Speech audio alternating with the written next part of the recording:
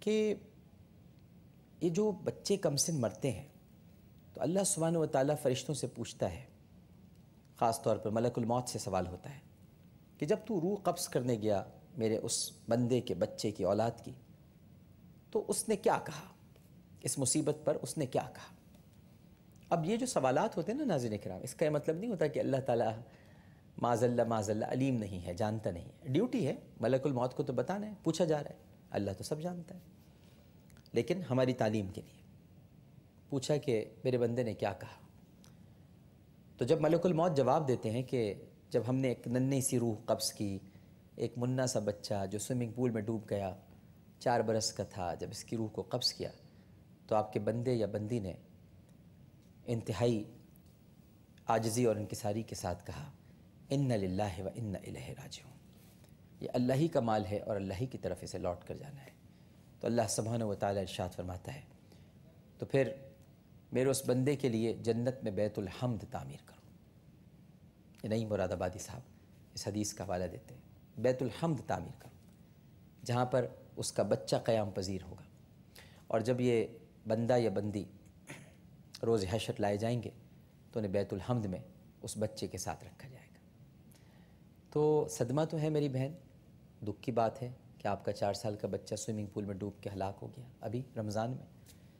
تو ایک تو رمضان المبارک میں اس کا انتقال ہوا، دوسرا آپ کے لیے اجر اور ثواب کا سبب بنا، لیکن آپ اپنے آپ کو گنہگار نہیں کہیں۔ یہ مت کہیں کہ ہمارے کسی گناہ کی سزا ہے جو ہمارے رب نے، اللہ تعالیٰ ظلم نہیں کرتا میری بہن، معاذ اللہ، ظلم ہم کرتے ہیں اپنے نفس پر، اپنی جانوں پر ظلم کرنے والے ہم ہیں۔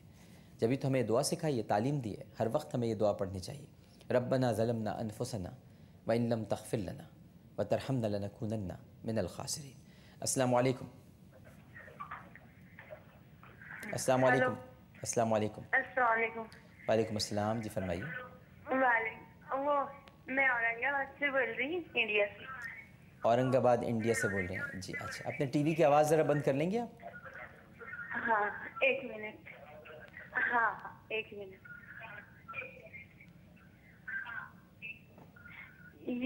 میں یہ پوچھنا چاہ رہی تھی کہ آپ اتنا ڈیٹیل اتنا اچھا بتاتے سب ہوتا، آپ اپنے ٹی وی کی آواز بند نہیں کر رہے میرے بھائی، اور وہ صحیح طریقے سے دماغ میں بات آتی۔ جی جی فرمائیے۔ میوٹ کر دی میں نے۔ اچھا اب صرف وہ دکھ رہے، میرے آواز صرف میں وہ ہاں میوٹ تو نہیں کیا آپ نے، لیکن خیر میرے کو بتائیے۔ تھوڑا سا نا پردے کے مطلب نقاب جو رہتا نا، گوشہ پردہ،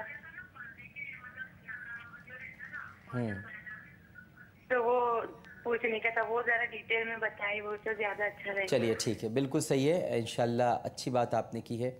تو انشاءاللہ ہم کل جب ہماری ٹرانسمیشن ہوگی اور یہ پروگرام آپ انشاءاللہ جب دیکھیں گے تو کچھ حجاب پر گفتگو کریں گے، حجاب کیا ہے، اور دنیا کی ہر چیز اللہ تعالیٰ نے جو خوبصورت ہے اسے چھپا کے رکھا ہے۔ دیکھیے سیپ بہت عرصے تک انتظار کرتی ہے کہ پانی کا کوئی قطرہ اس کے دامن میں کچھ دیر کے لیے پناہ لے لے، اور پھر وہ اس کی پرورش کرتی ہے۔ برسوں بعد جب سیپ کھلتی ہے تو اس میں سے موتی نکلتا ہے، اور بہت چھپا کے رکھتی ہے سیپ اسے۔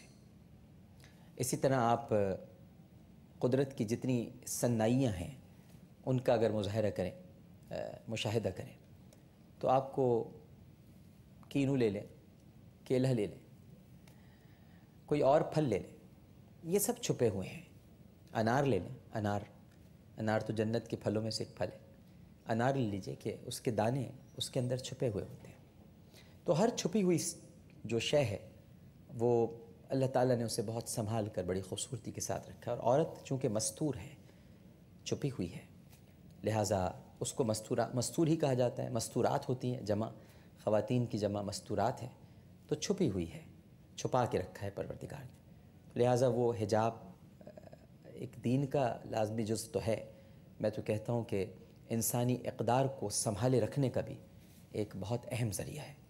تو اس پر ضرور گفتگو کریں گے انشاءاللہ. فی الوقت پروگرام کا وقت اختتام کو پہنچتا ہے.